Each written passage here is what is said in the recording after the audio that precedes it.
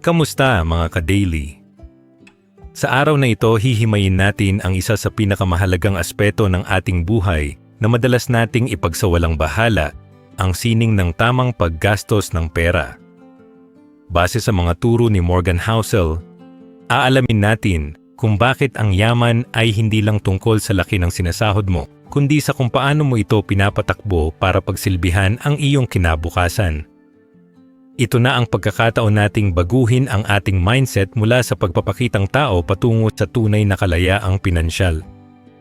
Kaya naman, siguraduhin ninyong tapusin ang video na ito hanggang sa huling bahagi dahil sa dulo ay tatalakayin natin ang pinakamahalagang impormasyon at aral na magbubuklod sa lahat ng ating matututunan at siyang magsisilbing susi sa inyong tuloy-tuloy na pag-asenso. Disclaimer, ang lahat ng impormasyon na ibinahagi dito ay para sa education at inspirasyon lamang. Ito ay hindi financial advice. Bago natin simulan, paki-like naman ng video nating ito dahil malaking tulong na po yan sa mga content creator na kagaya namin. Maraming salamat po. Aral number 1, ang pagkakaiba ng pagiging mayaman sa pagiging mapera. Marami sa atin ang nalilito kung ano nga ba ang tunay na definisyon ng tagumpay pagdating sa usaping pinansyal dahil madalas nating makita sa social media ang mga taong nakapost na may hawak na bundles of cash o kaya naman ay laging nasa mamahaling bakasyon. Ang unang dapat nating maintindihan, mga ka-daily, ay ang malaking pagkakaiba ng pagiging rich at pagiging wealthy dahil ang dalawang ito ay magkaibang mundo na madalas ay hindi natin napapansin sa araw-araw nating buhay. Kapag sinabi nating rich, ito yung mga bagay na nakikita ng ating mga mata gaya ng brand new na sasakyan or ang pinakabagong model ng smartphone na binili mo para ipakita sa iba na okay ang takbo ng buhay mo.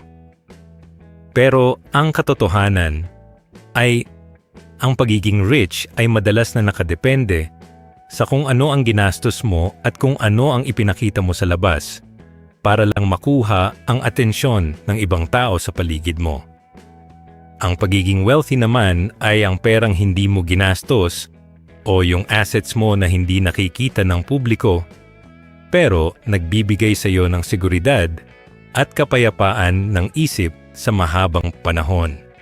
Sa kulturang Pinoy mga ka-daily ay napakalakas ng pressure na makipagsabayan sa uso o yung tinatawag nating keeping up with the Joneses dahil ayaw nating magmukhang napag-iiwanan ng ating mga kaibigan o kamag-anak kapag nakakita tayo ng kakilala na may bagong gadget o nakabili ng mamahaling gamit ay bigla tayong nakakaramdam ng inggit at pressure na kailangan nating pantayan ang level nila kahit na hindi naman natin alam ang tunay na estado ng kanilang bank account.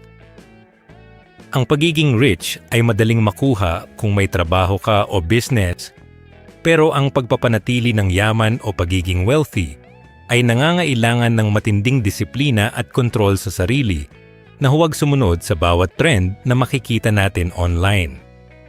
Tandaan ninyo na ang bawat pisong ibinabayad ninyo para sa mga bagay na hindi nyo naman talaga kailangan ay isang pisong nawawala sa inyong wealth na dapat sana ay magsisilbing proteksyon ninyo sa hinaharap.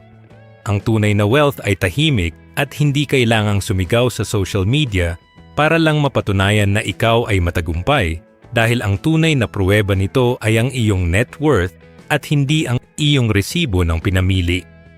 Isang malaking pagkakamali ang isipin na ang yaman ay nasusukat sa laki ng iyong monthly income dahil kahit kumikita ka pa ng 100,000 pesos bawat buwan, pero ang gastos mo naman ay 105,000 pesos, ay maituturing ka pa ring mahirap sa dulo ng araw.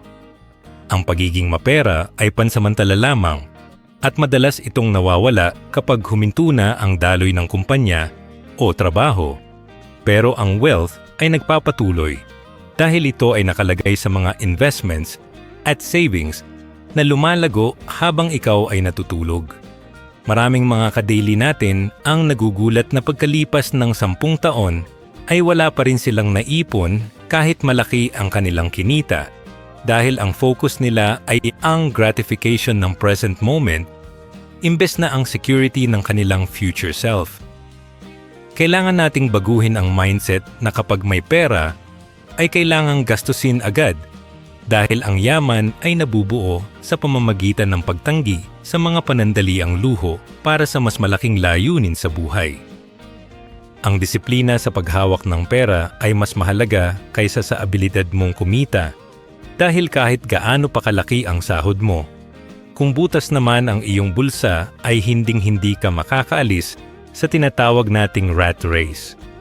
Kailangan nating maintindihan na ang yaman ay ang kalayaang hindi kailangang mag-alala kung saan kukuha ng pambayad sa kuryente o pambili ng pagkain kapag dumating ang mga hindi inaasahang krisis sa ating buhay o sa ating pamilya. Ang pagiging wealthy ay nagbibigay sa iyo ng option na hindi pumasok sa trabahong ayaw mo o kaya naman ay magkaroon ng oras para sa iyong mga mahal sa buhay nang hindi ka kinakabahan sa iyong finances. Kapag inuna mo ang pagpapakitang tao o ang pagiging rich sa mata ng iba, ay ninanakawan mo ang iyong sarili ng pagkakataon na maging malaya sa hinaharap dahil ang iyong pera ay napupunta lang sa bulsa ng ibang tao. Ang tunay na flex mga ka-daily ay hindi ang pagkakaroon ng pinakamahal na sapatos, kundi ang pagkakaroon ng malaking emergency fund at investments na sapat para suportahan ang iyong lifestyle kahit wala ka ng ginagawa. Ang yaman ay ang abilidad mong kontrolin ang iyong tadhana dahil alam mong meron kang backup plan at hindi ka nakaasa sa susunod na sahod para lang mabuhay ng marangal sa mundong ito. Sa huli mga ka-daily, ay dapat nating yakapin ang konsepto ng stealth wealth o ang pagiging mayaman ng walang ingay dahil ito ang pinakaligtas at pinakamabisang paraan para makamit ang financial freedom sa ating bansa. Huwag kayong magpaapekto sa mga komento ng ibang tao na nagsasabing kuripot kayo o kaya ay hindi marunong mag-enjoy sa buhay dahil lang pinipili ninyong mag-ipon imbes na magwaldas ng pinaghirapang pera. Ang tunay na kasiyahan ay hindi nanggagaling sa mga material na bagay na naluluma at nawawala ang value, kundi sa seguridad na nararamdaman mo tuwing tinitingnan mo ang iyong lumalagong wealth. Gamitin ninyo ang aral na ito para simulan ang pag-prioritize sa inyong net worth kaysa sa inyong lifestyle dahil sa huli. Sa huli ay ang pera na tinago mo ang siyang magliligtas sa iyo at hindi ang mga gamit na ipinakita mo. Maging matalino sa bawat desisyon at lagi ninyong itanim sa inyong isipan na mas masarap matulog ng mahimbing dahil alam mong mayaman ka sa loob kaysa sa magpanggap na mayaman sa labas habang ang iyong loob ay puno ng utang at stress. Aral number 2. Gamitin ang pera para sa kontrol sa oras. Ang pinakamahalagang bagay na mabibili ng iyong pera ay hindi isang malaking bahay o mabilis na sasakyan, kundi ang kontrol sa iyong sariling oras. At ito ang dapat ninyong tandaan lagi, mga ka-daily. Sa mundong ginagalawan natin ngayon, ay napakadaling maubos ang ating lakas sa pagtatrabaho para lang kumita ng pambayad sa mga bayarin. Pero madalas nating makalimutan na ang tunay na layunin ng pag-iipon ay para magkaroon tayo ng kalayaan. Kapag meron kang sapat na ipon o tinatawag nating wealth, ay nagkakaroon ka ng kapangyarihan na piliin kung anong oras mo gustong gumising at kung anong uri ng trabaho ang gusto mong gawin sa araw-araw. Ang pera ay isang tool o kagamitan na dapat ay nagsisilbi sa iyo at hindi ikaw ang nagsisilbi sa pera dahil ang pinakamataas na uri ng dibidendo na maibibigay nito ay ang kakayahang hawakan ang sarili mong schedule. Maraming tao ang may malaking sahod pero wala silang kontrol sa kanilang oras dahil alipin sila ng kanilang mga obligasyon. At ito ang sitwasyon na gusto nating iwasan sa pamamagitan ng tamang pag-manage ng ating finances. Marami sa ating mga kababayan ang nakakaranas ng matinding burnout dahil sa haba ng oras na ginugugol nila sa opisina o sa commute pa lang dahil kailangan nilang kumita para mabuhay ang kanilang pamilya. Isipin niyo mga ka-daily kung gaano kasarap sa pakiramdam na hindi mo kailangang mangamba kapag gusto mong magbakasyon ng isang linggo o kaya naman ay kapag kailangan mong alagaan ang isang mahal sa buhay na may sakit. Ang pagkakaroon ng financial buffer ay nagbibigay sa iyo ng kakayahan na sabihin ang salitang no sa mga bagay na hindi mo naman talaga gustong gawin o sa mga proyektong uubos lang ng iyong pasensya at oras. Kapag wala kang ipon ay mapipilitan kang tanggapin ang anumang oportunidad kahit na ito ay nakakasama na sa iyong mental health dahil wala kang choice kundi kumita para sa susunod na kakainin. Ang tunay na yaman ay nasusukat sa kung gaano karaming oras ang pwede mong ilaan para sa iyong sarili at sa mga taong mahalaga sa iyo nang hindi nababawasan ang kalidad ng iyong pamumuhay. Ang pagbuo ng isang emergency fund ay hindi lamang tungkol sa paghahanda para sa mga hindi inaasahang gastos gaya ng pagkakasira ng gamit o biglaang pagkakasakit, kundi ito ay pambili mo rin ng katahimikan. Halimbawa na lang mga ka-daily, kung bigla kang hindi nagustuhan ang pamamalakad sa iyong pinapasukan, ay mas madali kang makakapag-resign o makakahanap ng ibang trabaho kung alam mong meron kang savings na sasapat sa loob ng 6 months o higit pa. Ang mga buwan na iyon ay ang binili mong oras para makapag-isip ng maigi at hindi magpadalos-dalos sa iyong susunod na hakbang dahil hindi ka hinahabol ng gutom. Maraming mga desisyon sa buhay ang nagiging mali dahil ginawa natin ito habang tayo ay nasa ilalim ng stress at pressure ng pera, pero kung meron kang kontrol sa iyong oras, ay mas magiging malinaw ang iyong pananaw. Ang pera ay nagbibigay sa iyo ng margin of error para magkamali at bumangon muli nang hindi bumabagsak ng tuluyan ang iyong buong buhay. Isang magandang halimbawa rin nito mga ka-daily ay ang pagpili kung saan ka titira o kung paano ka magbibiyahe papunta sa iyong trabaho.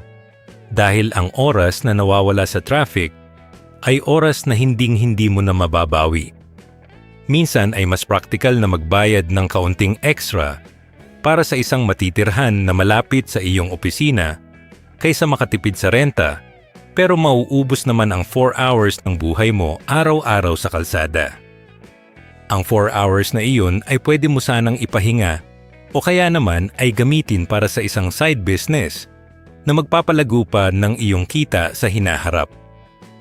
Huwag nating tingnan ang paggastos sa convenience bilang luho lang, kundi bilang isang investment para maibalik sa atin ang kontrol sa ating pinakalimitadong resources na walang iba kundi ang oras. Ang mga matatagumpay na tao ay hindi lang nag-iipon ng pera, kundi nag-iipon din sila ng oras dahil alam nila na ito ang kaisa-isang bagay sa mundo na kapag nawala ay hindi na kailanman mabibili muli kahit gaano ka pa kayaman. Sa huli mga ka-daily ay ang pinakamagandang investment na magagawa ninyo ay ang pagbuo ng isang buhay kung saan kayo ang boss ng inyong sariling oras at hindi ang inyong bank account ang nagdidikta ng inyong bawat galaw. Huwag ninyong hayaan na ang buong buhay ninyo ay maubos lang sa paghahabol ng pera para sa mga material na bagay na wala namang maidudulot na pangmatagalang saya sa inyong puso. Ang layunin natin sa The Filipino Daily ay matulungan kayong makamit ang kalayaang ito para mas marami kayong oras na makasama ang inyong mga anak o makapunta sa mga lugar na pangarap ninyong mabisita.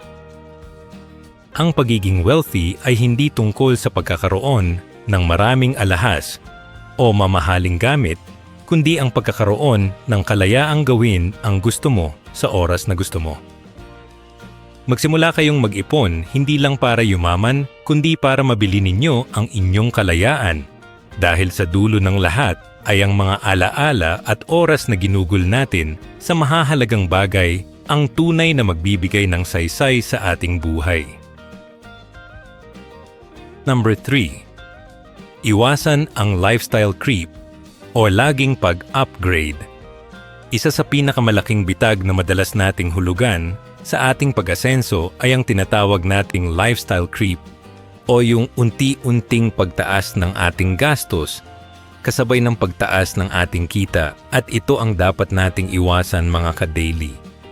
Marami sa atin ang kapag nakakuha ng promotion o kaya naman ay lumago ang munting business ay agad na nag-iisip kung anong bagong gamit ang bibilhin o kung saang mamahaling restaurant kakain para i-celebrate ang tagumpay.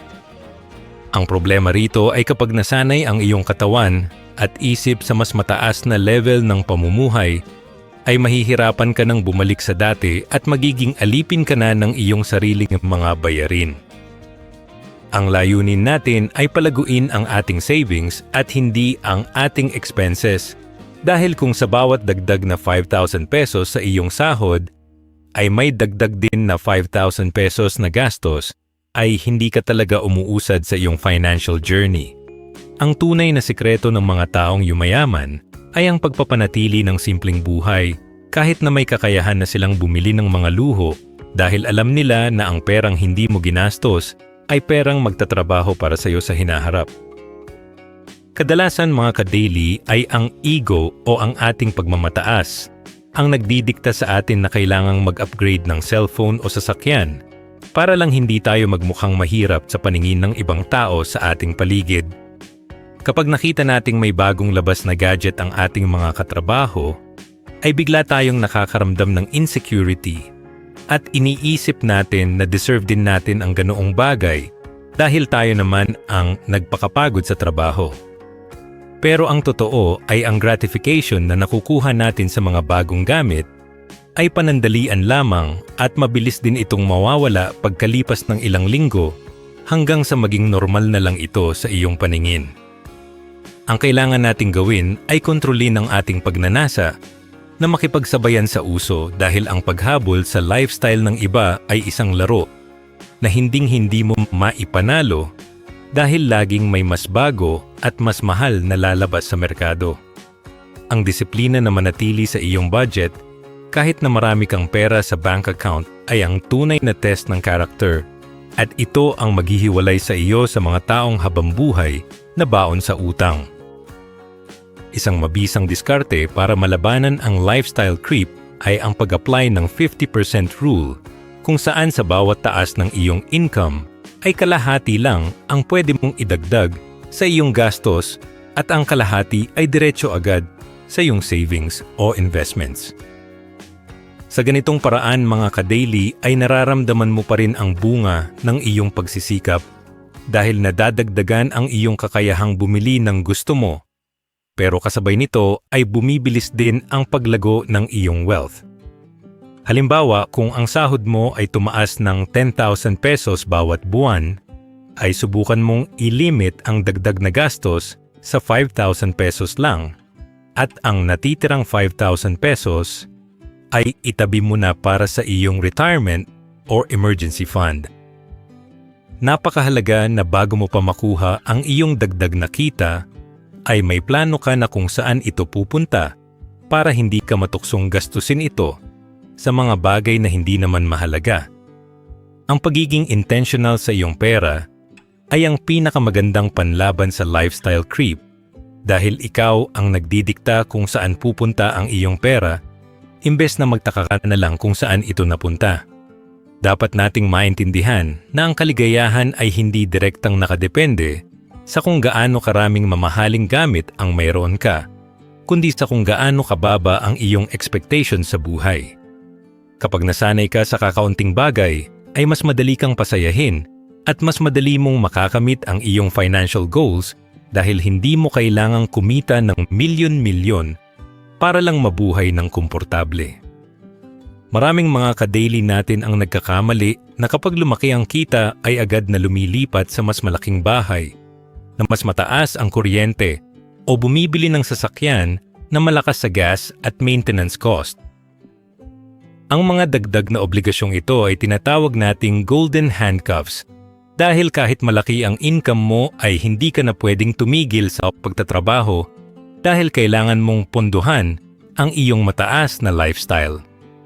Ang tunay na yaman ay ang pagkakaroon ng maliit na expenses pero malaking income dahil ito ang nagbibigay sa iyo ng pinakamataas na margin of safety at kalayaan sa anumang krisis na darating. Sa huli mga ka-daily ay tandaan ninyo na ang pinakamagandang upgrade na magagawa ninyo ay hindi ang upgrade ng inyong gadget o sasakyan, kundi ang upgrade ng inyong net worth at peace of mind. Huwag kayong matakot na tawaging luma ang gamit o hindi nakakasunod sa uso dahil ang mahalaga ay alam ninyo kung ano ang inyong pinaghahandaan at kung ano ang inyong long-term vision. Ang pag-iwas sa lifestyle creep ay nangangailangan ng paninindigan at pag-unawa na ang tunay na success ay hindi nasusukat sa kung ano ang nakikita ng iba, kundi sa seguridad na nararamdaman mo tuwing tinitingnan mo ang iyong financial statements. Gamitin ninyo ang aral na ito para simulan ang pag-review sa inyong mga gastos at tingnan kung alin sa mga ito ang tunay na nakakadagdag ng value sa inyong buhay at alin ang dagdag pabigat lang sa inyong bulsa. Maging matalino at mapagmatsyag dahil ang bawat pisong hindi mo ginastos para sa maling dahilan ay isang hakbang patungo sa buhay na malaya at puno ng oportunidad para sa inyong pamilya. Aral number 4, gastusin ang pera para sa happiness at hindi para sa status. Ang tunay na saysay ng pera ay ang kakayahan nitong magbigay ng tunay na kaligayahan sa atin. Pero madalas tayong naliligaw dahil mas pinagtutuunan natin ng pansin ang pagbili ng mga bagay para lang humanga ang ibang tao at ito ang dapat nating baguhin, mga ka-daily. Marami sa atin ang gumagastos ng malaking halaga para sa mga branded na damit o mamahaling gamit na sa totoo lang ay hindi naman natin talaga gusto, kundi dahil gusto lang nating ipakita sa ating mga kapitbahay o katrabaho na tayo ay nakakaangat na. Ang ganitong uri ng paggastos ay tinatawag nating status signaling. At ito ay isang malubhang sakit sa bulsa dahil ang happiness na nakukuha mo rito ay nakadepende sa validation ng ibang tao at hindi sa sarili mong kasiyahan. Kapag ang focus mo ay happiness ay mas pipiliin mong gastusin ang iyong pera sa mga bagay na may personal na kahalagahan sa iyo kahit na hindi ito sikat o hindi ito mukhang mamahalin sa paningin ng iba. Ang pera ay dapat na tool para mapasaya ang sarili mo at ang iyong pamilya at hindi para maging batayan ng iyong halaga bilang tao sa mata ng lipunan. Kailangan nating matutunan, mga ka-daily, na mas sulit gastusin ang pera sa mga experiences kaysa sa mga material na bagay dahil ang mga alaala ay hindi naluluma at mas lalong lumalalim ang value nito habang lumilipas ang panahon. Ang pagbili ng bagong gadget ay magbibigay sa iyo ng saya sa loob ng ilang linggo, pero ang isang family outing o ang pagkakataong makasama ang iyong mga mahal sa buhay sa isang espesyal na okasyon ay babaunin mo habang buhay. Ang mga material na bagay ay nagiging bahagi na lang ng background ng ating buhay. Paglipas ng panahon o yung tinatawag nating hedonic adaptation, kaya sa huli ay naghahanap na naman tayo ng bago para sumaya muli. Pero ang mga karanasan gaya ng paglalakbay o pag-aaral ng bagong skill ay bumubuo sa ating pagkatao at nagbibigay sa atin ng kwento na mas masarap ibahagi kaysa sa ipakita lang ang presyo ng iyong bagong sapatos. Ang tunay na yaman ay ang koleksyon ng mga magagandang karanasan na hindi kailanman mananakaw sa iyo at hindi nangangailangan ng approval mula sa mga taong hindi mo naman talaga kilala. Sa ating kulturang Pinoy, mga ka-daily, ay napakalaki ng budget na inilalaan natin para sa mga celebration o handaan dahil ayaw nating mapahiya o masabihang kuripot ng ating mga bisita, pero minsan ay nauuwi ito sa pangungutang. Isipin ninyo kung gaano kalaki ang mababawas na stress sa inyong buhay kung gagastos lang kayo ayon sa kung ano ang tunay na makapagpapasaya sa inyo. At hindi dahil ito ang nakagawian o inaasahan ng iba. Kung ang pag-inom ng simpleng kape sa umaga habang nagbabasa ng libro ay mas nakakapagbigay sa iyo ng kapayapaan kaysa sa kumain sa isang sikat na buffet, ay doon ka mag-focus dahil ang iyong pera ay para sa iyong sariling well-being. Huwag kayong matakot na magmukhang simple o hindi nakakasabay sa mga bonggang lifestyle dahil ang pinaka-importanting opinyon pagdating sa iyong pera ay ang sa iyo at hindi ang sa mga taong wala namang ambag sa iyong mga bayarin. Ang pagiging matalino sa paggastos para sa happiness ay nangangailangan ng matinding self-awareness para malaman mo kung ano ang mga bagay na tunay na nagpapangiti sa iyo sa dulo ng bawat mahabang araw. Ang pagbabahagi ng biyaya o ang pagtulong sa iba ay isa rin sa mga paraan kung paano ang pera ay nakakapagbigay ng tunay na kaligayahan basta't ginagawa ito ng kusa at hindi dahil sa pressure ng pamilya.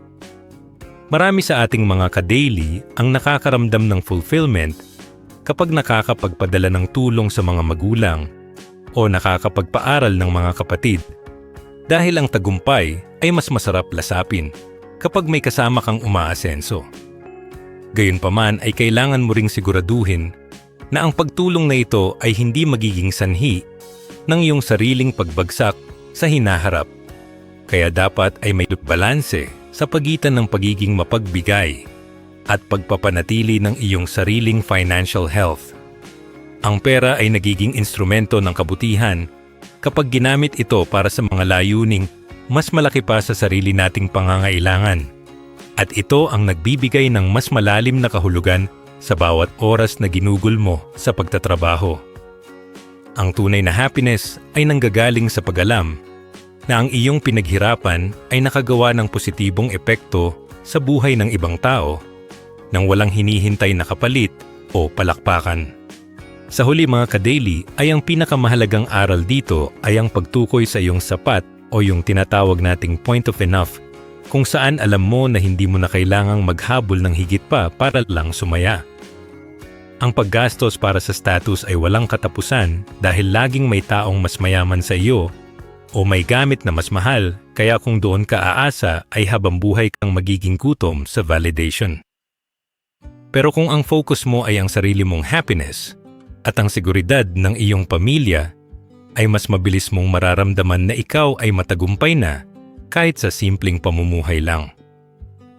Gamitin ninyo ang inyong pera para bumuo ng isang buhay na mahal ninyong tirahan at hindi lang isang buhay na maganda tingnan sa social media para sa ibang tao. Maging tapat kayo sa inyong sarili at lagi ninyong tanungin kung ang bibilhin ba ninyo ay magdadala ng tunay na ngiti sa inyong mga labi o gagamitin nyo lang ito para i-impress ang mga taong wala namang tunay na pakialam sa inyong kinabukasan. Aral number 5. Ang pera ay isang emotional skill at hindi math skill. Kailangang nating tanggapin na ang tagumpay sa pera ay hindi lang tungkol sa kung gaano ka katalino sa math o kung gaano ka kagaling mag-compute ng interest, at ito ang dapat ninyong isapuso mga ka-daily. Maraming mga tao na sobrang tatalino at may matataas na pinag-aralan ang nauubusan ng pera o nababaon sa utang dahil hindi nila kontrolado ang kanilang mga emosyon at bugso ng damdamin. Ang pag-iipon at pagpapalago ng yaman ay mas nakadepende sa iyong pag-uugali o behavior kaysa sa iyong galing sa pagbabasa ng mga financial charts or stock market numbers. Maaari kang maging pinakamatalinong tao sa mundo, pero kung wala kang disiplina na pigilan ang sarili mo sa paggastos tuwing ikaw ay malungkot o nai-stress, ay hinding-hindi ka yayaman. Ang paghawak ng pera ay isang emotional skill na nangangailangan ng pasensya at pag-unawa sa sarili mong mga kahinaan para hindi ka madaling matukso ng mga panandaliang saya na uubos ng iyong pinaghirapan.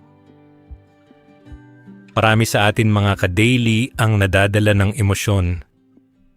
Lalo na kapag nakakarinig tayo ng mga balita tungkol sa mga mabilisang paraan para kumita ng pera o yung mga tinatawag nating get-rich-quick schemes. Dahil sa takot nating mapag-iwanan or yung tinatawag na fear of missing out, ay bigla tayong nagdedesisyon nang hindi nag-iisip at inilalagay ang ating ipon sa mga bagay na hindi naman natin naiintindihan. Ang emosyon ng pagkagahaman o greed ay madalas na nagbubulag sa atin sa mga panganib na kaakibat ng bawat investment, kaya sa huli ay tayo rin ang dehado at nawawalan. Ang tunay na matalino sa pera ay yung taong marunong kumalma kapag ang lahat ay nagpapanik at marunong maghintay kapag ang lahat ay gustong magmadali para lang kumita agad. Ang disiplina sa sarili ay mas mahalaga kaysa sa anumang formula sa Excel dahil ang iyong desisyon sa loob ng 5 minuto ay pwedeng sumira sa pinagtrabahuhan mo sa loob ng 5 taon. Isang malaking bahagi rin ng emotional skill na ito mga ka-daily ay ang pag-unawa sa iyong mga spending triggers o yung mga sitwasyon na nagtutulak sa iyo na gumastos ng higit sa iyong budget. May mga tao na kapag masaya ay gustong manlibre ng lahat at meron namang kapag stressed sa trabaho ay ginagawang therapy ang online shopping para lang makaramdam ng kaunting ginhawa. Kung hindi mo kilala ang sarili mo at ang iyong mga emosyonal na reaksyon sa pera, ay palagi kang magugulat kung bakit mabilis maubos ang laman ng iyong wallet kahit kakasahod mo pa lang. Ang pagiging financially stable ay nangangailangan ng matinding honesty sa iyong sarili, na aminin kung kailan ka lang nadadala ng emotion at kung kailan ka talaga nagdedesisyon base sa iyong mga long-term goals. Ang pag-control sa iyong impulsiveness ay isang skill na pwedeng matutunan sa pamamagitan ng pagpapractice ng mindfulness at pagtatanong sa sarili bago i-click ang checkout button kung kailangan mo ba talaga ang bagay na yon. Ang pasensya ay isa sa mga pinakamahirap na emotional skill na masterin lalo na sa panahon natin ngayon na lahat ay instant at gusto nating makuha ang lahat ng resulta sa isang kurap lang ng mata. Ang pagyaman ay isang mabagal na proseso na nangangailangan ng mahabang panahon ng pag-iipon at pag-invest ng paulit-ulit ng walang tigil kahit na hindi mo pa nakikita ang malaking pagbabago. Maraming mga ka-daily natin ang sumusuko agad dahil feeling nila ay hindi naman lumalaki ang kanilang pera sa bank account. Pero hindi nila alam na ang magic ng compounding ay nangyayari sa huling bahagi ng mahabang paghihintay. Kung susuko ka agad dahil sa inip o dahil gusto mo nang makita ang bunga ng iyong paghihirap, ay hinding-hindi mo mararanasan ang tunay na yaman na nabuo mula sa matagal na disiplina. Ang pagiging consistent sa iyong mga mabubuting habits sa pera, kahit na walang nakakakita o kahit na walang pumapalakpak sa iyo, ay ang pinakamataas na forma ng financial intelligence. Sa huli mga ka-daily ay lagi ninyong tandaan na ang inyong bank account ay refleksyon lamang ng inyong mga naging desisyon at emotion sa nakalipas na mga buwan at taon. Huwag ninyong sisihin ang inyong math skills o ang kakulangan ng financial education kung bakit kayo naghihirap, kundi tingnan ninyo ang inyong relasyon sa pera at kung paano ninyo ito ginagamit para punan ang inyong mga emosyonal na pangangailangan. Ang pag-unlad ay nagsisimula sa pagbabago ng mindset at sa pag-amin na kailangan nating mas maging matatag laban sa mga temptasyon ng paligid na uubos ng ating yaman. Gamitin ninyo ang aral na ito para maging mas mapagmatyag sa inyong nararamdaman tuwing humahawak kayo ng pera at lagi ninyong unahin ang inyong kapayapaan ng isip kaysa sa panandaliang kagalakan. Maging master kayo ng inyong sariling emosyon dahil kapag kontrolado ninyo ang inyong sarili, ay mas madali na ninyong makokontrol ang daloy ng inyong pera patungo sa inyong mga pangarap. Aral number 6. Mag-ipon para sa mga bagay na hindi inaasahan. Ang buhay ay puno ng mga sorpresa na hindi natin palaging gusto at dito pumapasok ang kahalagahan ng pagkakaroon ng margin of error sa iyong pananalapi mga ka-daily. Marami sa atin ang nagpaplano ng budget na saktong-sakto lang sa ating mga nakikitang bayarin gaya ng kuryente, tubig at renta, pero nakakalimutan natin na ang mundo ay hindi perpekto. Ang pag-iipon ay hindi lang para sa mga pangarap na bakasyon o bagong bahay, kundi para sa mga aberya na siguradong darating kahit hindi natin alam kung kailan o paano ito mangyayari. Kapag nag-iipon ka para sa hindi inaasahan, binibigyan mo ang iyong sarili ng proteksyon laban sa kamalasan na pwedeng sumira sa iyong financial plan kung wala kang nakahandang buffer. Ang margin of error ay ang espasyo sa pagitan ng iyong plano at ng katotohanan, kaya dapat ay lagi kang may nakatabing pera na para bang inaasahan mo na may magkakamali sa iyong kalkulasyon. Sa ating karanasan bilang mga Pinoy mga ka-daily, ay alam nating napakaraming pwedeng mangyari sa loob ng isang taon gaya ng biglaang pagkakasira ng gamit sa bahay o ang pagtaas ng presyo ng mga bilihin na hindi natin kontrolado. Kung ang budget mo ay laging sagad at walang iniwan para sa mga what if ng buhay, ay madali kang matataranta at mapipilitang mangutang sa mga taong magpapataw ng malaking interes sa iyo. Ang pagkakaroon ng emergency fund ay parang pagsusuot ng helmet habang nagmumotor dahil hindi mo naman balak maaksidente, pero isinusuot mo ito para sa iyong seguridad. Ang perang itinabi mo para sa mga hindi inaasahang kaganapan ay ang siyang magsisilbing shock absorber mo para hindi diretsong tumama sa iyong kabuhayan ang mga dagok ng tadhana. Huwag ninyong isipin na sayang ang perang nakatabi at hindi gumagalaw dahil ang totoo ay nagtatrabaho ang perang iyon para bigyan kayo ng kapanatagan sa gitna ng anumang krisis.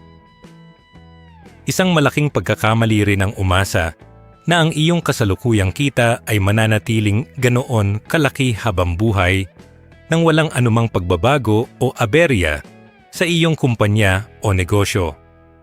Maraming mga ka-daily natin ang nabigla noong panahon ng pandemya dahil ang akala nila ay sapat na ang kanilang kinikita para sa araw-araw hanggang sa biglang tumigil ang mundo. Ang mga taong may margin of error o sapat na ipon para sa hindi inaasahan ang siyang mas mabilis na nakabangon dahil hindi nila kailangang ibenta ang kanilang mga ari-arian sa murang halaga para lang may makain. Ang layunin ng pag-iipon ay para maging matatag ka kahit na ang lahat ng plano mo ay hindi matupad o kaya naman ay magkaroon ng malaking pagbabago sa iyong kapaligiran. Ang pagiging handa ay hindi pagiging nega kundi pagiging praktikal. Dahil ang tanging sigurado sa buhay ay ang katotohanang hindi lahat ng bagay ay mapaplano natin ng eksakto. Dapat din nating matutunan na ang margin of error ay kailangan hindi lang sa pera, kundi pati na rin sa ating mga expectations pagdating sa ating mga investments at kita sa hinaharap. Huwag nating asahan na lagi tayong panalo o laging pataas ang graph ng ating asenso dahil ang ekonomiya ay may mga cycles na minsan ay nasa ibaba at minsan ay nasa itaas. Kung ang iyong financial plan ay nakabase sa pinakamagandang senaryo o best case scenario, ay siguradong mabibigo ka kapag dumating ang mga normal na pagsubok sa merkado. Mas mainam na maging konserbatibo sa iyong mga projection at mag-isip na baka mas matagal bago mo makuha ang iyong ROI o return on investment para hindi ka ma-stress kapag nagkaroon ng delay. Ang pagiging makatotohanan sa iyong mga kakayahan at sa mga limitation ng iyong pera ay maglalayo sa iyo sa matinding pagkadismaya at maling mga desisyon na dala ng frustration. Sa huli mga ka-daily ay lagi ninyong isama sa inyong mindset na ang pag-iipon ay isang forma ng pagmamahal sa inyong sarili at sa inyong pamilya dahil inilalayo ninyo sila sa panganib ng kawalan. Ang bawat piso na inilalagay ninyo sa inyong emergency fund ay pambayad ninyo para sa inyong kaligtasan at para sa inyong kakayahang makabangon muli anuman ang mangyari sa mundo. Huwag ninyong hayaan na ang isang maliit na problema ay maging isang malaking trahedya dahil lang wala kayong nakahandang pondo para rito sa inyong budget. Gamitin ninyo ang aral na ito para maging mas mapanuri sa inyong pagbabudget at siguraduhin na laging may extra para sa mga hindi inaasahang gastos na kumatok sa inyong pintuan. Ang tunay na matalino sa pera ay hindi lang yung marunong kumita, kundi yung taong laging handa sa anumang sorpresa na ibabato ng buhay sa kanya sa araw-araw. Aral number 7. Huwag maging prisoner ng iyong past success. Marami sa atin ang nagkakamali na kapag naging matagumpay tayo sa isang yugto ng ating buhay, ay akala natin ay iyon na ang formula na gagana habang buhay at ito ang dapat nating iwasan mga ka-daily. Ang mundo ay mabilis magbago at ang mga diskarte na nagpayaman sa iyo noong nakaraang 5 years or 10 years ay baka hindi na epektibo sa kasalukuyang takbo ng ekonomiya o teknolohiya. Kapag naging prisoner ka ng iyong past success, nagiging sarado ang iyong isipan sa mga bagong oportunidad at mas malaki ang risk na maiwanan ka ng panahon dahil kampante ka na sa kung anong meron ka. Ang pag-unlad ay nangangailangan ng humility o pagpapakumbaba na aminin na kailangan nating mag-adjust at matuto ng mga bagong skills para manatiling relevant at matatag ang ating finances. Huwag nating gawing basehan ang ating mga nakaraang achievements para maging tamad sa pag-aaral ng mga bagong paraan kung paano mapapalago ang ating yaman sa modernong panahon. Kailangan nating matutunan mga ka-daily na ang mga gamit o lifestyle na nabili natin nung tayo ay nasa peak ng ating career ay pwedeng maging pabigat o liability sa ating hinaharap kung hindi natin ito bibitawan sa tamang oras. Halimbawa, ang isang malaking bahay o mamahaling sasakyan na kayang-kaya mong bayaran nung malakas pa ang iyong business ay baka kumakain na ng masyadong malaking bahagi ng iyong ipon ngayon. Maraming mga ka-daily natin ang nahihirapang mag-downsize o magbawas ng gastos dahil natatakot silang isipin ng ibang tao na sila ay bumagsak na o hindi na matagumpay. Pero ang tunay na tagumpay ay ang pagkakaroon ng financial flexibility at hindi ang pagpilit na panatilihin ang isang image na hindi na fit sa iyong kasalukuyang sitwasyon. Ang pagiging practical at ang kakayahang mag-pivot o magbago ng direksyon ay mas mahalaga kaysa sa pride na nagmumula sa iyong mga nakaraang titulo o posisyon sa trabaho. Isang mahalagang aspeto rin nito ay ang pag-unawa na ang ating mga personal na layunin at pangangailangan ay nagbabago habang tayo ay tumatanda, kaya dapat ay flexible din ang ating financial plan. Ang mga priorities mo noong ikaw ay single pa at nasa 25 years old ay tiyak na magkaiba na ngayong may pamilya ka na o malapit na sa retirement age. Kung mananatili kang nakakapit sa mga lumang habit ng paggastos o pag-invest na hindi na akma sa iyong buhay ngayon, ay siguradong magkakaroon ka ng problema sa daloy ng iyong pera. Dapat nating tanggapin na ang buhay ay may iba't ibang chapters at ang bawat chapter ay nangangailangan ng bagong budget at bagong mindset para hindi tayo mabaon sa nakaraan. Ang pagiging bukas sa pagbabago ay nagbibigay sa iyo ng kapangyarihan na protektahan ang iyong wealth mula sa mga risks na hindi mo nakita noon dahil masyado kang nakatuon sa iyong mga dating na panalunan. Sa larangan ng business at career mga ka-daily, ay napakabilis ng tinatawag nating disruption. Kaya hindi pwedeng sabihin na dahil kumita ka rito noon, ay kikita ka pa rin dito hanggang dulo. Isipin nyo na lang ang mga sikat na kumpanya o negosyo sa Pilipinas dati na nawala na ngayon dahil hindi sila marunong mag-adjust sa gusto ng mga customers o sa bagong technology. Ganoon din sa ating personal finances kung saan kailangan nating laging maging mapagmatyag sa mga bagong trends gaya ng digital banking o global investing para hindi tayo mapag-iwanan. Ang iyong past success ay dapat magsilbing inspirasyon at pundasyon lamang at hindi isang hawla na pipigil sa iyo na sumubok ng mga bagay na mas makabubuti sa iyong kinabukasan. Ang pagiging adaptive o madaling makibagay ay ang kaisa-isang insurance mo sa isang mundong walang kasiguraduhan at laging nagbabago ang rules of the game. Sa huli mga ka-daily ay lagi ninyong tandaan na ang pinakamalaking kalaban ng iyong future success ay ang iyong past success kung hahayaan mong maging kampante ka rito. Ang pagiging wealthy ay hindi isang destination na kapag narating mo na, ay pwede ka nang huminto, kundi ito ay isang patuloy na proseso ng pagbabantay at pag-aalaga sa iyong mga resources. Gamitin ninyo ang inyong mga karanasan para maging mas matalino, pero huwag ninyong hayaan na limitahan nito ang inyong kakayahang lumago at tumuklas ng mga bagong paraan para maging malaya. Maging handa kayong mag-unlearn o kalimutan ang mga maling habits at maging handang mag-adapt sa anumang hamon na ibabato ng kasalukuyan sa inyong harapan.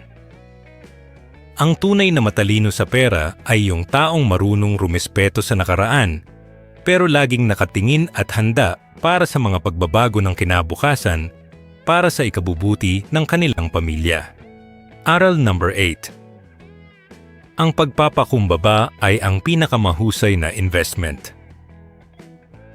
Ang isa sa mga hindi gaanong napag-uusapang sikreto sa pagyaman ay ang pagpapakumbaba o humility, dahil ito ang magliligtas sa iyo sa maraming maling desisyon na dala ng kayabangan mga ka-daily. Sa ating lipunan ay madalas nating iniisip na ang tagumpay ay dapat ipagsigawan o ipakita sa lahat sa pamamagitan ng magarbo at mamahaling pamumuhay. Pero ang totoo ay mas mabilis na nauubos ang pera ng taong laging gustong magpasikat. Kapag ikaw ay mapagkumbaba, hindi mo nararamdaman ang pangangailangan na bumili ng mga bagay na hindi mo naman kailangan para lang mapatunayan sa iba na ikaw ay may narating na sa buhay. Ang pagpapakumbaba ay nagbibigay sa iyo ng kakayahang mamuhay ng mas simple o yung tinatawag nating low-maintenance life, kung saan mas maliit ang iyong gastos at mas malaki ang iyong naitatabi para sa iyong kinabukasan. Ang perang natitipid mo dahil hindi mo kailangang bumili ng validation mula sa ibang tao ay ang perang magsisilbing puhunan mo para sa tunay at pangmatagalang kalayaan. Marami sa atin mga ka-daily ang nahihirapang umamin kapag nagkakamali tayo sa ating mga investments o sa ating paggastos dahil ayaw nating magmukhang talunan o walang alam sa harap ng ating pamilya o kaibigan. Ang taong mapagkumbaba ay marunong tumanggap ng pagkakamali at handang makinig sa payo ng mga taong mas marami ang alam kaysa sa kanya kahit na siya ay matanda na o matagumpay na sa ibang larangan. Kung sarado ang iyong isipan dahil sa pride, hindi mo mapapansin ang mga babala na baka nalulugi na ang iyong business o baka hindi na tama ang iyong mga habits sa pera. Ang pagpapakumbaba ay isang investment dahil pinoprotektahan nito ang iyong wealth mula sa matinding pagbagsak na madalas ay dulot ng sobrang kumpiyansa sa sarili na hindi mo na kailangang mag-aral o makinig. Mas mainam na magmukhang walang alam sa simula pero natututo kaysa magpanggap na alam ang lahat habang unti-unting nauubos ang laman ng iyong bulsa dahil sa maling paniniwala. Sa kulturang Pinoy mga ka-daily ay madalas tayong makaranas ng pressure na maging tagasagot sa lahat ng handaan o kailangang laging bida sa bawat okasyon para lang masabing tayo ay big time o matagumpay na sa buhay. Ngunit kung ikaw ay may humility, alam mo na ang tunay na halaga mo bilang tao ay hindi nakadepende sa kung gaano kalaki ang iyong naitutulong o naipapakitang yaman sa publiko. Hindi mo kailangang ikahiya ang pagpili sa mas murang opsyon gaya ng pag-commute o pagbili sa palengke kung iyon ang mas makakabuti sa iyong long-term financial goals. Ang pagpapakumbaba ay nagbibigay sa iyo ng kapayapaan ng isip dahil hindi ka alipin ng opinyon ng ibang tao at mas nagiging focus ka sa kung ano ang mahalaga para sa iyong sariling pamilya. Ang mga taong totoong mayaman ay madalas na sila pa ang pinakasimpleng manamit at kumilos dahil wala na silang kailangang patunayan sa kahit na kanino pa man kundi sa kanilang sarili. Ang pagiging humble ay nakakatulong din para maging mas matatag ang iyong relasyon sa ibang tao dahil hindi mo sila tinitingnan bilang kompetisyon, kundi bilang mga kapwa manlalakbay sa buhay. Kapag hindi ka nakikipag-unahan sa paramihan ng material na bagay, ay mas nagiging tapat at malalim ang iyong koneksyon sa iyong mga kaibigan at kamag-anak dahil hindi pera ang basehan ng inyong samahan. Maraming away sa pamilya ang nagsisimula sa usapin ng pera at pagpapasikatan, pero kung ang bawat isa ay marunong magpakumbaba, ay mas madaling makahanap ng solusyon sa anumang krisis. Ang pagpapakumbaba ay nagtuturo sa atin na ang pera ay pansamantala lamang at ang mga relasyon at karakter natin ang tunay na magtatagal sa mundong ito. Sa huli ay mas masarap maging wealthy na may kasamang respeto at pagmamahal mula sa iba kaysa maging rich na kinaiinggitan o kinamumuhian dahil sa sobrang pagyayabang sa bawat pagkakataon. Sa huli mga ka-daily ay lagi ninyong itanim sa inyong isipan na ang pinakamataas na forma ng yaman ay ang pagiging kontento at mapagkumbaba sa harap ng anumang biyaya na matanggap ninyo. Ang pagpapakumbaba ay hindi nangangahulugan na hindi ka pwedeng mangarap ng malaki o hindi mo pwedeng i-enjoy ang iyong pinaghirapan, kundi ito ay tungkol sa tamang perspektibo sa buhay. Gamitin ninyo ang inyong asenso para makatulong at maging inspirasyon sa iba nang hindi sila hinahamak o pinaparamdam na sila ay mas mababa sa inyo. Maging matalino sa bawat desisyon at lagi ninyong piliin ang daan kung saan ang inyong karakter ay mas lumalago kasabay ng inyong bank account. Ang tunay na matalino sa pera ay yung taong marunong tumapak sa lupa kahit naabot na ng kanyang mga pangarap ang langit dahil alam niya na ang lahat ng ito ay biyaya na dapat pangalagaan ng may pagpapakumbaba. Aral number 9. Intindihin ang laro na iyong nilalaro. Ang isa sa pinakamalaking pagkakamali na nagagawa natin sa ating buhay, pinansyal, ay ang pakikinig sa payo ng mga taong naglalaro ng ibang laro. At ito ang dapat ninyong bantayan, mga ka-daily. Sa mundo ng pera ay walang isang formula na gagana para sa lahat dahil ang sitwasyon ng bawat isa ay natatangi at nakadepende sa kani-kanilang mga layunin at pangangailangan. Halimbawa, ang isang day trader sa stock market ay naglalaro ng larong pabilisan at panandali ang kita, kaya ang kanyang mga desisyon ay hindi dapat gayahin ng isang tao na ang layunin ay pang-retirement o long-term investment.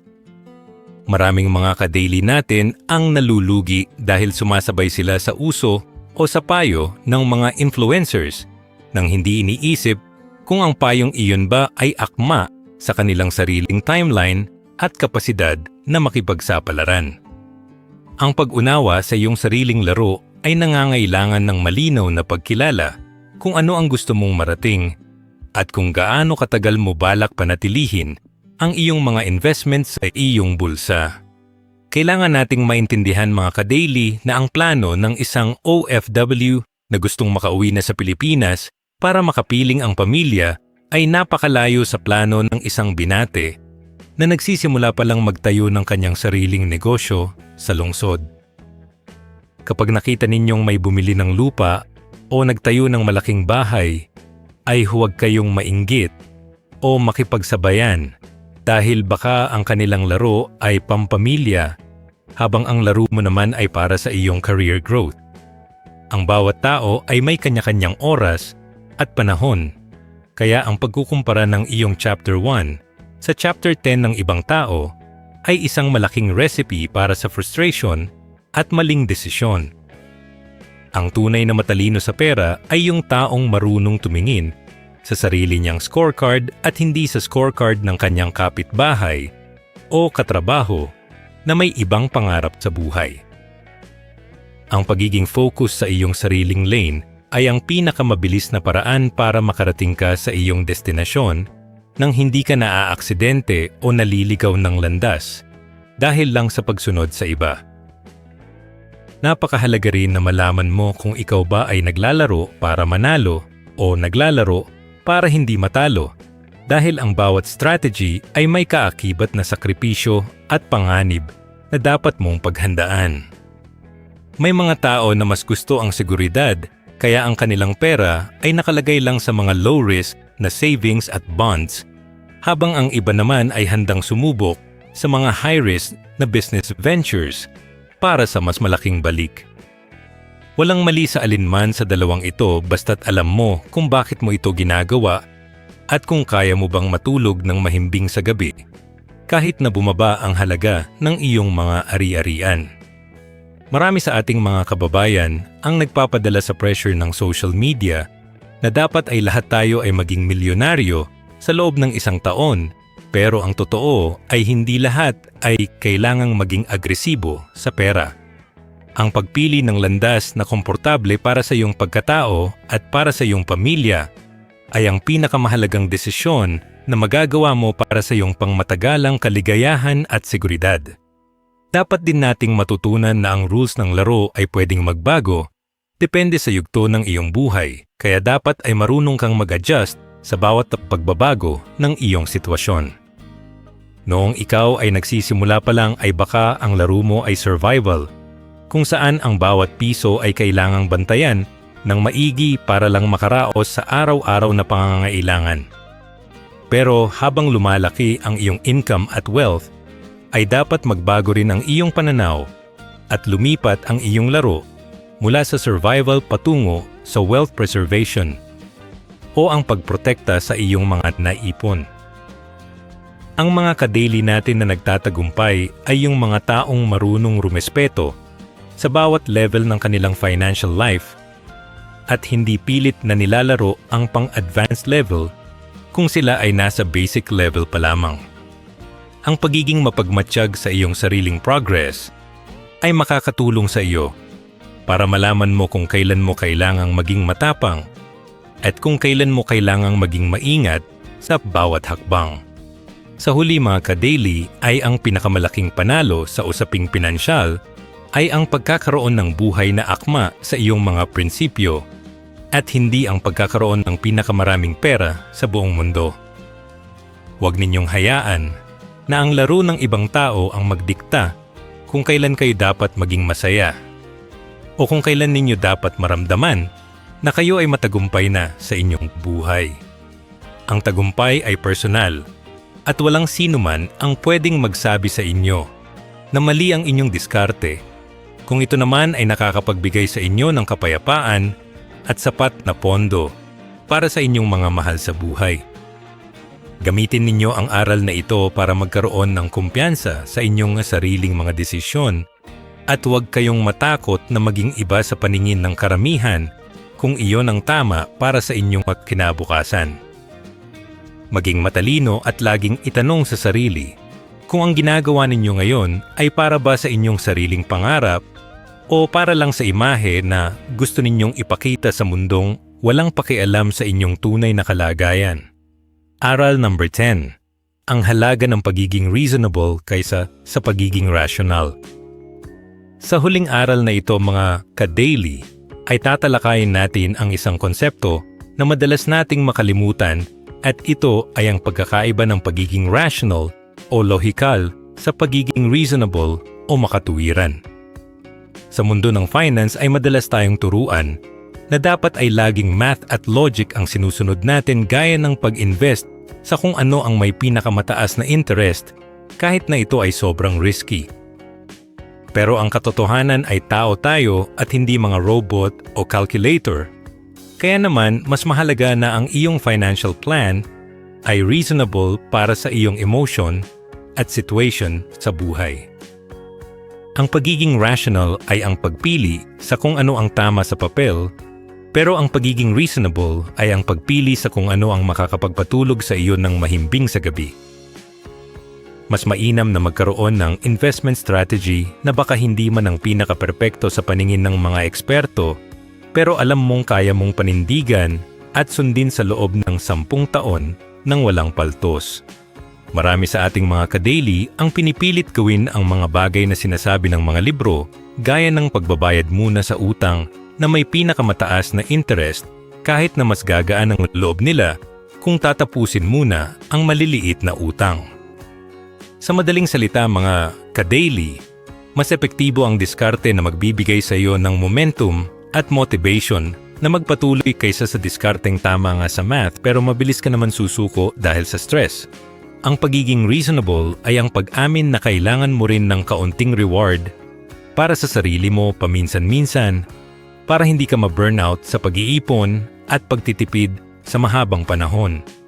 Huwag ninyong pilitin ang inyong sarili sa isang napakahigpit na budget na hindi na kayo makahinga dahil sa huli ay baka mas lalo lang kayong mapagastos kapag sumabog na ang inyong emosyon. Ang susi sa tagumpay ay ang paghahanap ng balanse sa pagitan ng pagiging disiplinado at pagiging mabait sa iyong sarili habang tinatahak ang landas patungo sa iyong mga pangarap. Isang halimbawa rin nito mga ka-daily ay ang pagpili kung bibili ba ng sariling bahay o magre-renta na lang habang ini-invest ang pera sa ibang bagay na mas malaki ang kikitain sa hinaharap. Kung titingnan sa math ay baka mas rational ang magrenta dahil hindi ka nakatali sa utang at maintenance. Pero para sa maraming Pinoy ay mas reasonable ang magkaroon ng sariling bahay para sa seguridad ng pamilya. Ang peace of mind na dulot ng pagkakaroon ng sariling bubong ay hindi mababayaran ng anumang percentage ng kita sa stock market o sa kahit anong business ventures sa mundo. Dapat nating matutunan na ang ating mga desisyon ay hindi kailangang maging perpekto sa paningin ng mga mathematicians basta't ito ay tama para sa ating puso at para sa katahimikan ng ating isipan. Ang layunin ng pera ay bawasan ang stress sa ating buhay at hindi dagdagan ito dahil lang sa paghahabol natin sa kung ano ang sinasabi ng mga formula na dapat nating gawin. Ang pagiging reasonable ay nakakatulong din sa atin na maging mas matatag sa panahon ng mga krisis o kapag bumababa ang halaga ng ating mga investments sa merkado. Kung ang iyong portfolio ay masyadong agresibo dahil lang sa gusto mong kumita ng mabilis, ay baka magpanik ka agad at ibenta ang lahat kapag nakakita ka ng konting pula sa iyong screen. Pero kung ang iyong plano ay binuo base sa iyong tunay na tolerance sa risk, ay mas magiging kalmado ka at mas madali mong matatanggap ang mga pagsubok dahil alam mong handa ka rito. Ang pinakamagandang financial plan mga ka-daily ay yung planong hindi mo kailangang baguhin tuwing may naririnig kang bagong balita o tuwing natatakot ka sa takbo ng ekonomiya sa ating bansa. Ang pagiging makatuwiran ay ang pagkilala sa iyong sariling mga limitasyon at ang paggawa ng sistema na gagana para sa iyo, kahit na hindi ito ang pinaka-popular na paraan sa paningin ng iba. Pagtatapos ng ating listahan mga ka-daily, ay lagi ninyong tandaan na ang pera ay para sa tao at hindi ang tao para sa pera, kaya huwag ninyong hayaan na kainin nito ang inyong buong pagkatao. Ang bawat aral na ating tinalakay mula sa The Art of Spending Money ay gabay lamang para matulungan kayong bumuo ng isang buhay na masaya, malaya, at may kabuluhan para sa inyong pamilya. Gamitin ninyo ang inyong talino at emosyon ng magkasama para makagawa ng mga desisyon na hindi nyo pagsisisihan sa dulo ng inyong mahabang paglalakbay sa mundong ito. Maging matalino sa bawat piso at laging piliin ang landas na magbibigay sa inyo ng pinakamataas na antas ng kalayaan at kontrol sa inyong sariling oras at tadhana. Maraming salamat sa inyong panonood at pakikinig. At sana ay baunin ninyo ang mga aral na ito sa inyong araw-araw na pakikipagsapalaran para sa ikabubuti ng lahat ng mga ka-daily natin sa buong mundo. Sa pagtatapos natin mga ka-daily, tandaan ninyo na ang paghawak ng pera ay hindi lamang isang laro ng numero, kundi isang laro ng disiplina at tamang perspektibo sa buhay. Ang tunay na layunin ng ating pag-iingat sa pananalapi ay hindi para maging pinakamayaman sa sementeryo, kundi para magkaroon tayo ng sapat na kalayaan na piliin kung paano natin gugugulin ang ating mga araw. Ang bawat pisong hindi ninyo ginastos sa mga bagay na hindi naman mahalaga ay isang segundong binili ninyo para sa inyong sariling oras at kapayapaan ng isip sa hinaharap. Huwag kayong mapagod na mag-aral at mag-adjust dahil ang pag-asenso ay isang mahabang paglalakbay na nangangailangan ng pasensya at pagpapakumbaba. Palaging piliin ang pagiging matalino kaysa sa pagiging sikat. At ang pagiging handa kaysa sa pagiging kampante. Sa huli, ang yaman na tunay na magbibigay sa inyo ng halaga ay ang seguridad ng inyong pamilya at ang kakayahang mabuhay ng marangal ayon sa inyong sariling mga tuntunin. Paki-like ang videong ito kung nagustuhan ninyo, mag-comment sa baba kung ano ang natutunan nyo dito, at para sa mga iba pang content like this, mag-subscribe kayo sa ating YouTube channel, ang The Filipino Daily. Maraming salamat.